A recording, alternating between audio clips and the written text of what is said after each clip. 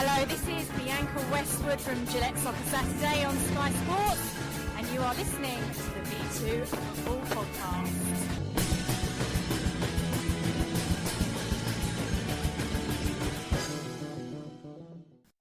Hello, welcome to the V2 Football Podcast. I'm Chris Lappin. I'm delighted to be joined on the line by West Ham ladies midfielder Tarra. Scott, how are you doing this evening, Tarra? Hi there, Chris. I'm not too bad, thank you. How are you?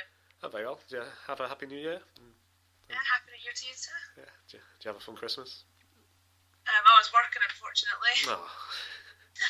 Yeah. So if we start at the beginning of your career, so how did you get into the game? Basically, I've played football all my life, since I was quite young, actually. Started off kicking a ball outside in a car park, outside the house. Went on to playing for my primary school, and then progressed into high school football.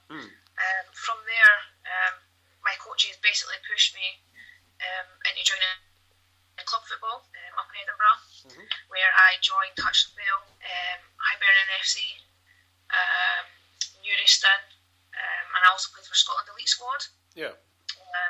So from there, I just progressed further. I did have a scholarship to America, however, unfortunately that fell through due to funding, and also I actually got injured. So that was a bit unfortunate.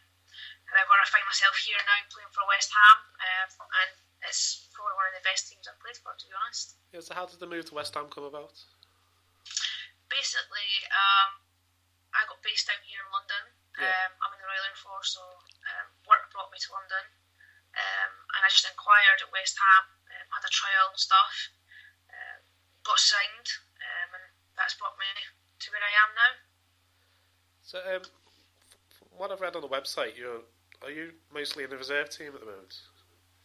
Yes, I was playing first team, and now back down to reserves at the moment.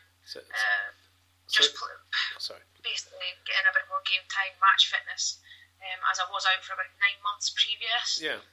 Obviously due to training with the RAF and stuff, so getting my fitness back up, trying to stay injury free at the minute, but I've got a bit of a foot injury, so it's kind of preventing me playing senior team at the moment. So the plan is to get back into the first team in the next season, maybe? Yeah, definitely, of course. It's always a plan. I think that's a plan for most of us girls at the reserves. Yeah. A lot of us are striving, obviously, to get regular appearances in the first team. So yeah, that's definitely a main goal for myself and pretty much the rest of the girls. Yeah, so this season, Mark Nurse took over from club legend Julian Dix. Has there been a huge change in the way he coaches and the playing style? Yeah, I mean, I think so. I mean, every manager's different. Every manager has their own way of doing it. I think Mark's very specific. He knows what he wants. He strives for what he wants. I think he knows the direction that he wants to take West Ham. Yeah. Obviously, and it's going to take a season or two for him to get it to where he wants it, and the players that he wants in the team. Yeah. But I mean, there's been big changes, as you know. But I think for the better at the moment. They seem to be performing a bit better, getting the results in. So, I mean, it's going to take a little bit of time, but I mean, it's definitely there. It's getting.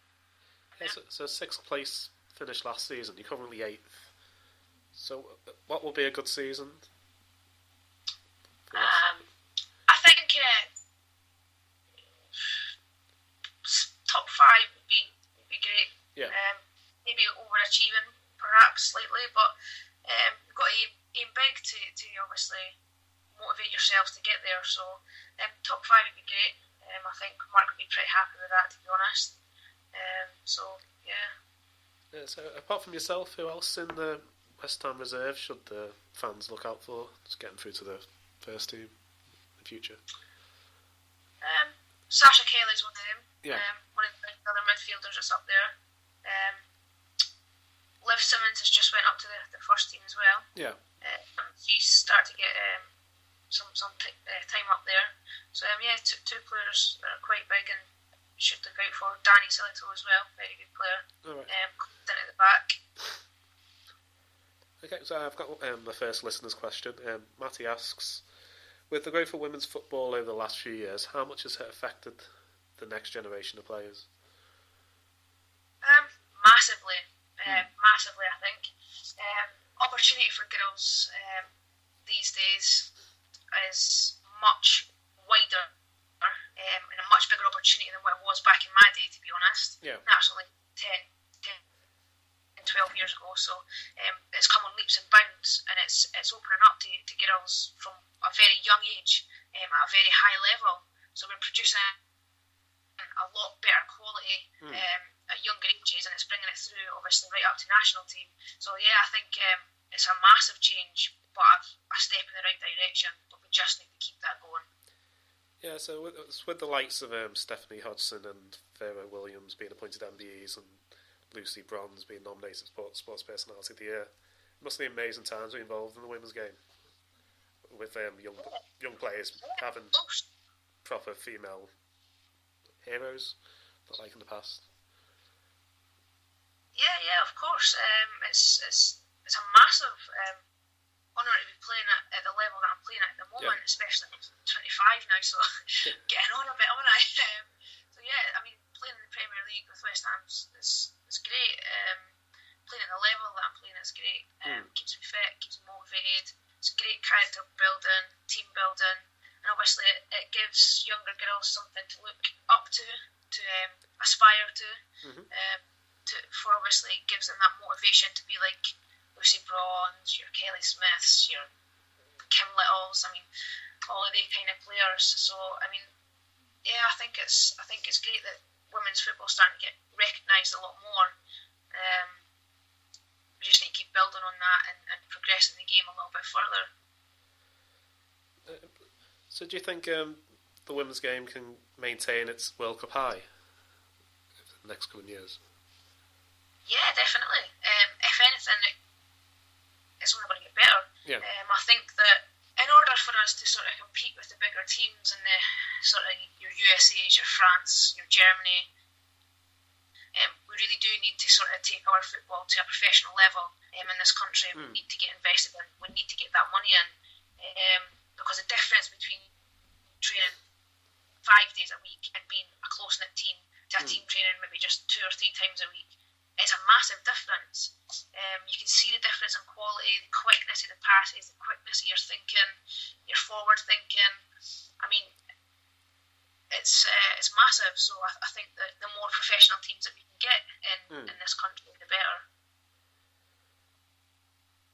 Okay, so if we move away from West Ham, you've just mentioned that you're a member of the RAF, and you mentioned that you represented the RAF football team. Yeah, I'm currently representing the RAF ladies football team. We're doing well so far. We basically build up our season with friendly games every month. Then it comes down to 2 inter-services games in March, one against the Army and one against the Navy. So it's the inter-services, and that's what we're playing for and training for. It's been a pleasure. The coaching and the management are fantastic. The sessions are brilliantly run. Probably some of the best coaching sessions that I've actually attended, to be honest. And it definitely improves my game for obviously West Ham as well. Yeah.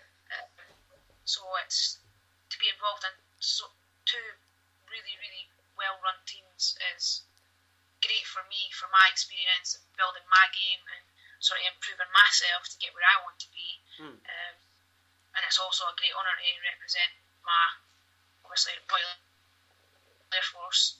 It's a great achievement. So how does it work? Do you have like inter-regiment teams and then you get like selected for the RAF team, or is it just you have a trial just for the RAF? Yeah, you just have a trial for just the RAF. There's one RAF team, ladies team. I currently have a squad of about 35 players plus.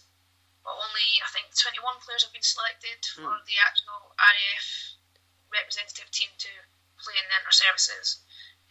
And I'm fortunately one of them, 21, so very grateful and looking forward to improving and working with the girls. And hopefully this year we win the inter-services, which is something that we're absolutely striving towards.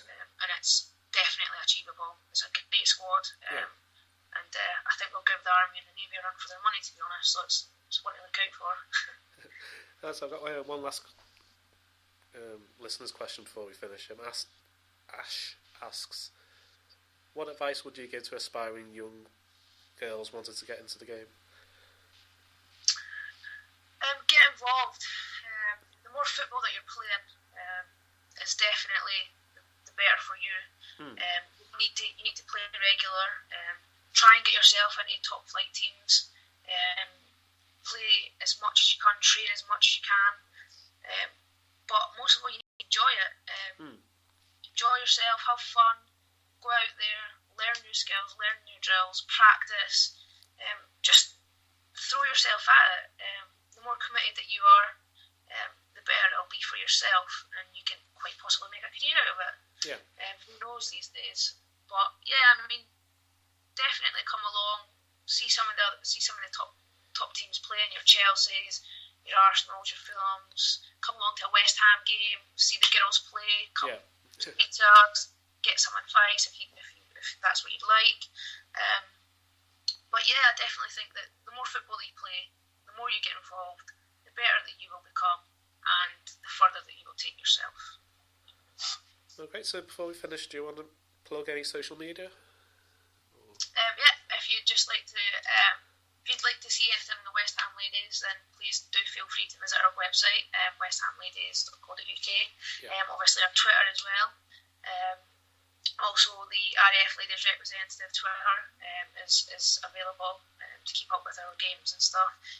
All the support is massively appreciated. It goes a long way, and hopefully we can get this women's game up and a bit more popular than what it is at the moment. Okay, I'll include all the links in the description below. So I've really enjoyed speaking to you today. Love you to come back on again in the future. Yeah, of course, any time. I loved it as well. Thank you very much for having me.